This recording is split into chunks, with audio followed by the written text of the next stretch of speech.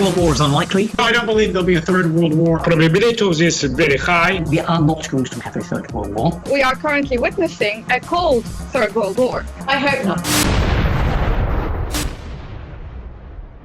For nation shall rise against nation and kingdom against kingdom. Saudi Arabia has threatened the Qatari government with a coup if the nation does not help to fund the United States military in Syria. Saudi foreign minister has issued a statement saying that the Qatari troops should replace U.S. troops in Syria, or Washington will withdraw support for the country's government.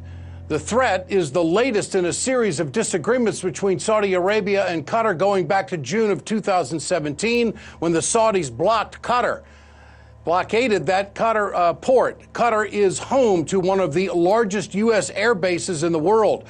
For more on this, we go to our panel tonight. John Sitilides, geopolitical strategist at Trilogy Advisors, is with us, and Daniel Lazard, journalist and author. Gentlemen, good to have you with us tonight.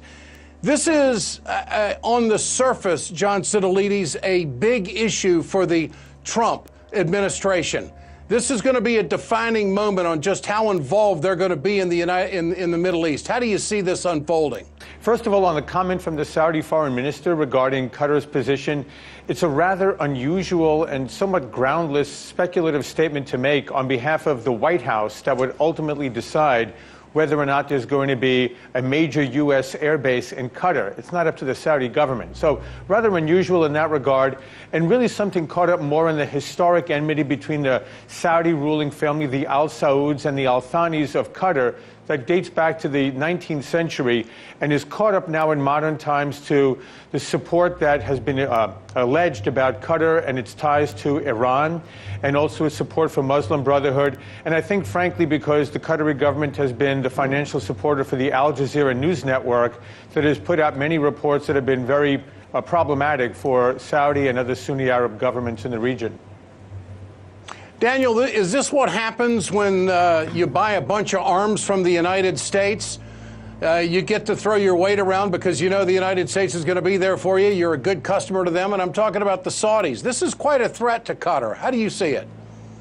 Well, I think it's just more craziness out of the Saudis.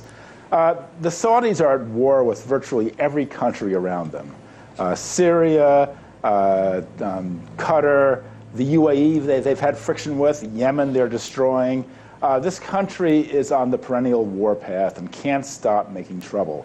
The idea, Trump's idea of inserting Gulf state troops into eastern Syria is crazy, but this latest threat just makes it even crazier. The Syrian conflict is already a global conflict. The North Korean leader is so close to getting a nuclear capability. This is perhaps the first period of the biggest powers simultaneously rubbing right up against each other. Western leaders believe they're much more strong than Russia. Russia is an adversary.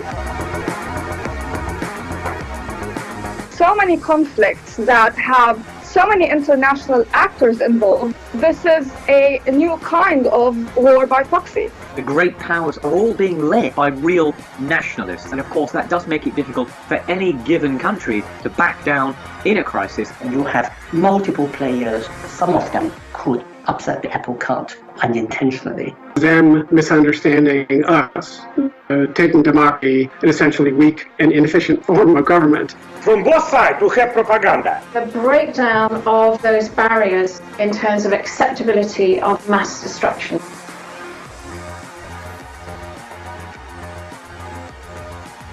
If Americans kill Russian soldiers. Cutting off of communications, either through the cutting off of cables or through the cyber attack of satellite systems. If the American government starts pulling out US personnel from the Korean Peninsula, that would be extremely dangerous signal. The international community has largely ignored the Syrian conflict. If we continue to sit and watch, this conflict is going to grow and come and hit us without us even realizing. Will we see this third world war?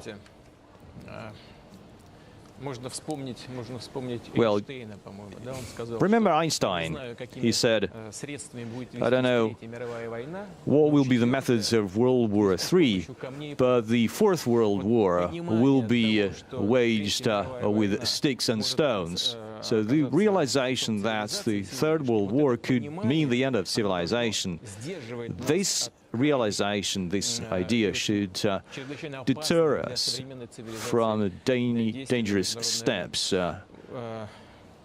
globally.